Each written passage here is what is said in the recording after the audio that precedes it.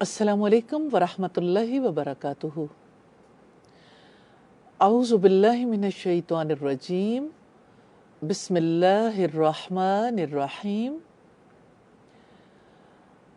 आज इस सिलसिले में हम बात करेंगे तालीम मेरा हक है। आज तालीम का दौर है। तालीमी आज़ादी की हर तरफ गूंज सुनाई देती है। तालीम के हक पर बहुत बातचीत है।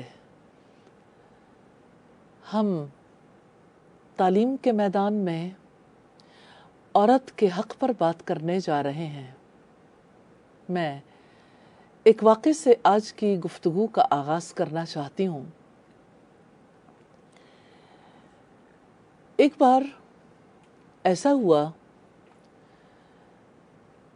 कि सैयदा आयशा ने नबी सल्लल्लाहु अलैहि वसल्लम से सवाल किया कि ऐ अल्लाह के रसूल, अभी थोड़ी देर पहले जब आप किसी से मुलाकात के लिए जा रहे थे तो आपने मुझसे कहा ये अपने कबीले का सबसे बुरा आदमी है। जब आप उससे बातचीत करते रहे, जब आप उसके साथ मुलाकात में मसरूफ़ थे तो आप उसके साथ इंतहाई अखलाक से पेश आए। ये सब क्या है? तो आप सल्लल्लाहु अलैहि वसल्लम ने इस पर फरमाया, आयशा, ये मेरे लायक नहीं है कि मैं बदखुल्की का मुजाहरा करूं। इंटेलेक्चुअल एक्सचेंज उसी से मुमकिन है जिसका दिलो दिमाग रोशन हो। सच्ची बात यह है कि तालीम ही की वजह से फ़िक्री आज़ादी मुमकिन है। तालीम की वजह से ही मादी तरक्की के रास्ते खुलते हैं। तालीम हर इंसान का बुनियादी हक है। तालीम हर औरत का भी हक है। और मैं समझती हूँ कि मर्द के मुकाबले में औरत को ज़्यादा तालीम चाहिए, क्योंकि मर्द रोज़ी कमाने के लिए जो इल्म हासिल करना चाहता है, औरत को उसके मुकाबले में ज़्यादा बड़ा काम करना है। रोज़ी इंसान के लिए कमाई जाती है और इंसान को अच्छा इंसान बनने के लिए तालीम की ज़रूरत होती है। मैं अजीब सी बात आपसे शेयर करना चाहती हूँ। एक निजी यूनिवर्सिटी में मुझे बातचीत करने का मौका मिला। कोई सेमिनार था, मैं वहाँ पे बातचीत कर रही थी। सेमिनार से पहले स्टाफ ने अपनी यूनिवर्सिटी की वकालत में बहुत कुछ कहा कि हमारा स्टूडेंट जो है वो जब मार्केट में जाता है तो उसकी स्किल्स और उसके जो कुछ वो सीख चुका होता है वो इतना बेहतर होता है बाकी यूनिवर्सिटीज़ के मुकाबले में कि उसे मैदान अमल में जाके वो तकलीफ़ नहीं होती। बहुत देर तक ये बातचीत चलती रही तो मैंने उनसे पूछा, आप ये बताइए कि आपका स्टूडेंट जब मार्केट में जाता है वो बहैसियत इंसान के कैसा साबित होता है? आप उसे अच्छा इंसान बनाने के लिए क्या काम है जो करते हैं? आपके सिलेबस में क्या गुंजाइश है? आपकी टीचर्स ट्रेनिंग में क्या चीज़ शामिल है? उन्होंने कहा कि ये तो हमारे मकासद में शामिल नहीं है। हाँ, ये सच्ची बात है कि हम ऐसे दौर में रहते हैं जहाँ स्किल्स सिखाई जाती हैं, जहाँ रोज़ी कमाने की मशीन ज़रूर बनाया जाता है, लेकिन इंसान को अच्छा इंसान नहीं बनाया जाता। इंसान को अच्छा इंसान बनाने के लिए اچھا مسلمان بنانے کے لیے سب سے پہلا کردار خاندان نے ادا کرنا ہوتا ہے، اور خاندان میں یہ ذمہ داری مانگی ہے۔ اگرچہ باپ اس سلسلے میں اس کا معاون اور مددگار ہوتا ہے، لیکن بچے کا زیادہ وقت ماں کے پاس گزرتا ہے۔ اس اعتبار سے دیکھیے تو عورت کو تعلیم دینا زیادہ بڑی ذمہ داری بن جاتی ہے، کیونکہ عورت نے مرد کے مقابلے میں زیادہ بڑا کام کرنا ہے، انسان سازی کا کام۔ دوسری طرف اگر آپ دیکھیں تو یہ بھی ایک ریالٹی ہے کہ اسکول ایجوکیشن مردوں کے مقابلے میں عورت زیادہ بہتر دے سکتی ہے۔ عورت جب میدان عمل میں نکلتی ہے، اس بہت سے ایسے کام بھی کرتی ہے جو کام شاید اس کے مقابلے میں مرد زیادہ بہتر طور پر کر سکتے ہوں۔ دیکھیں، ایکسیپشنل کیسز تو ہر جگہ ہوتے ہیں، لیکن اوورآل اللہ پاک نے عورت کے اندر ایسی صلاحیت رکھی ہے کہ وہ انسان سازی کا کام زیادہ عمدہ انداز میں کر سکتی ہے۔ تو ہم اگر اسکول ایجوکیشن کے پوائنٹ آف ویو سے دیکھیں تو ہمیں عورت بہتر طور پر یہ کام کرتی دکھائی دیتی ہے، دے سکتی ہے، وہ بہتر طور پر یہ کام کر سکتی ہے۔ تو کردار سازی میں خاندان کے بعد دوسرا بڑا ادارہ جو کام کرتا ہے وہ تعلیمی ادارہ ہے، اسکول، کالج، یونیورسٹی۔ ظاہر ہے اپنے اپنے مقام پر ہر ایک کو یہ کردار تو ادا کرنا ہے۔ تو اسکول ایجوکیشن کے لیے بھی عورت کو بہتر تعلیم دینے کی زیادہ ضرورت ہے۔ تیسری طرف اگر ہم دیکھیں تو معاشرے میں بہتر کردار ادا کرنے کے لیے، معاشرے کی بہتری کے لیے، معاشرے کی روحانی، شعوری، فکری ترقی کے لیے مرد تو کام کی مشین بن گیا، اگرچہ اب تو عورت بھی کام کی مشین بن گئی ہے، بلکہ مرد کے مقابلے میں وہ باہر بھی گھر بھی زیادہ کام انجام دیتی ہے۔ لیکن سوسائٹی میں ہر طرح کے افراد پائے جاتے ہیں، تو معاشروں کی ترقی کے لیے بھی عورت کا کردار اپنی جگہ بہت زیادہ ضروری ہے۔ میں سوچتی ہوں وہ انٹلیکچول ایکسچینج جو تعلیم کی وجہ سے ممکن ہو سکتا ہے، آج ہماری سوسائٹی میں وہ ایکسچینج کیوں نہیں ہوتا؟ ذرا لمحے بھر کو غور تو کیجئے، ہمارے گھروں میں آپس کی بات چیت کا دائرہ کار کیا ہے؟ مسائل، مشکلات، کھانے، لباس، گھر کی سجاوٹ، باہر کی زندگی میں زیادہ مال کمانے کے حرص۔ اچھے انسان کہاں ہیں؟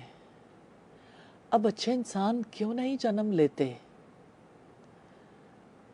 17 سال کا محمد بن قاسم تھا جب وہ سندھ میں آیا، آج تک یہ پورا علاقہ محمد بن قاسم کو یاد کرتا ہے۔ 17 ایئرز میں آج کے بچے کیا کرتے ہیں؟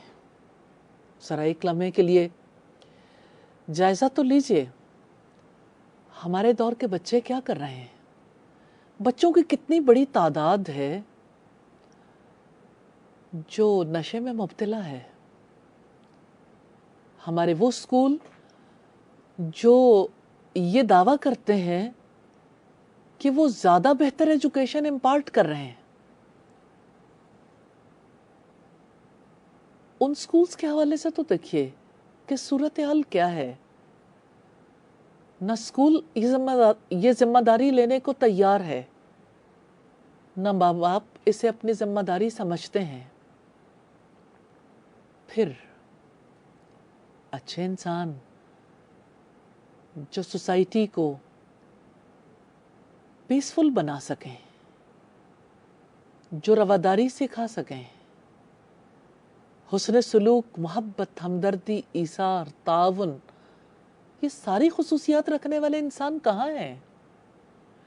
ایسے انسانوں کے لیے عورت کو تعلیم دینے کی ضرورت ہے. دور نبوی کا ایک اور واقعہ آپ کے سامنے رکھنا چاہتی ہوں.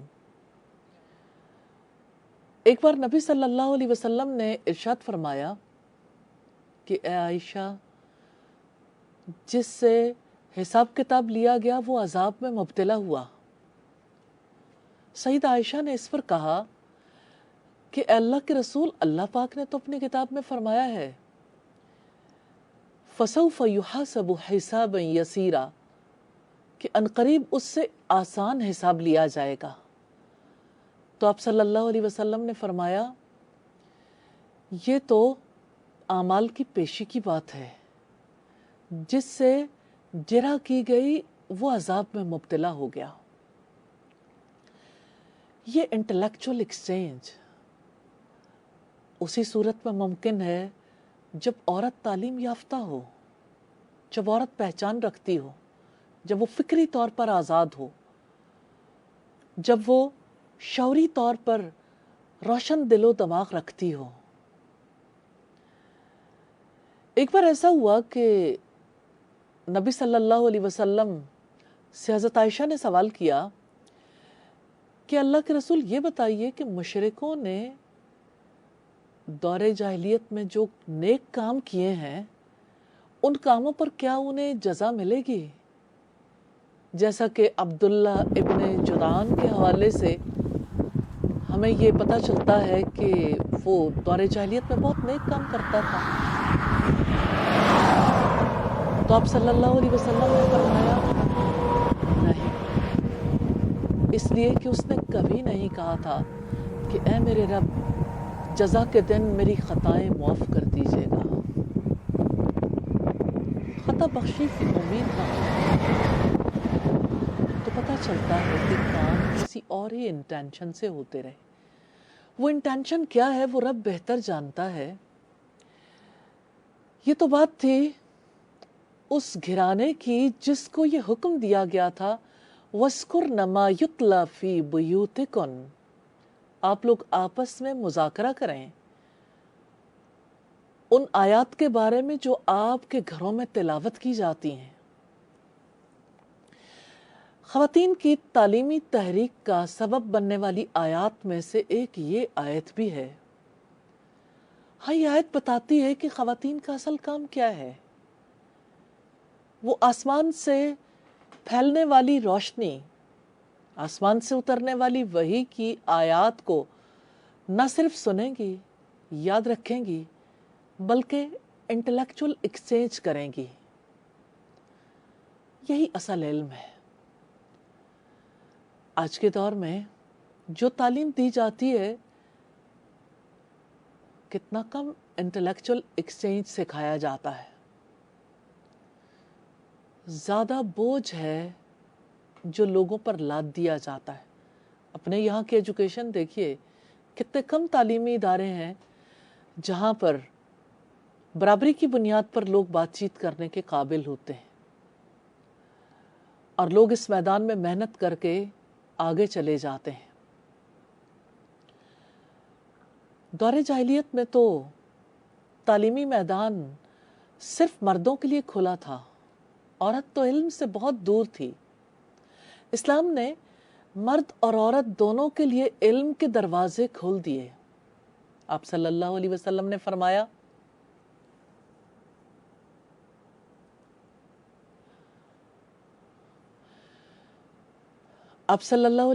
فرمایا جس کی 3 بیٹیاں ہوں وہ ان کی اچھی پرورش کرے، ان کی اچھی تعلیم و تربیت کرے، پھر ان کا نکاح کر دے، پھر بعد میں بھی ان کا خیال رکھے، تو وہ بیٹیاں اس کے لیے جہنم کی آگ سے آڑ بن جائیں گی. بیٹی جسے زندگی کا حق نہیں تھا، اس بیٹی کو کیسے علم کا حق دلوایا۔ باپ کی ذمہ داری تو سب کو سمجھ آتی ہے، اسلام تو اس سے بہت آگے جا کے شوہر کو بھی ذمہ دار ٹھہراتا ہے۔ ہمارے فقہا یہ کہتے ہیں کہ جو عورت علم نہیں رکھتی، دین کا فہم نہیں رکھتی، سمجھ نہیں رکھتی، تو اس کے شوہر کی ذمہ داری ہے کہ اس کی تعلیم و تربیت کا اہتمام کرے، اس کے لیے اسے ذاتی طور پر ایک مقام سے دوسرے مقام تک پہنچانے کا بھی انتظام کرنا چاہیے، اس کی تعلیم کے اخراجات بھی اٹھانے چاہیے، اور اس سلسلے میں اپنی جانب سے بھرپور تعاون کرنا چاہیے۔ سوال یہ پیدا ہوتا ہے کیوں ایک مرد اپنے بچوں کی تعلیم کی ذمہ داری تو اٹھائے گا، اب بچوں کی ماں کا بھی بوجھ وہ اٹھائے؟ یہ اسلام ہے جس نے تعلیم کا حق دیا ہے۔ یہی تعلیم تو ہے جو ایک ماں کی ضرورت ہے، کیونکہ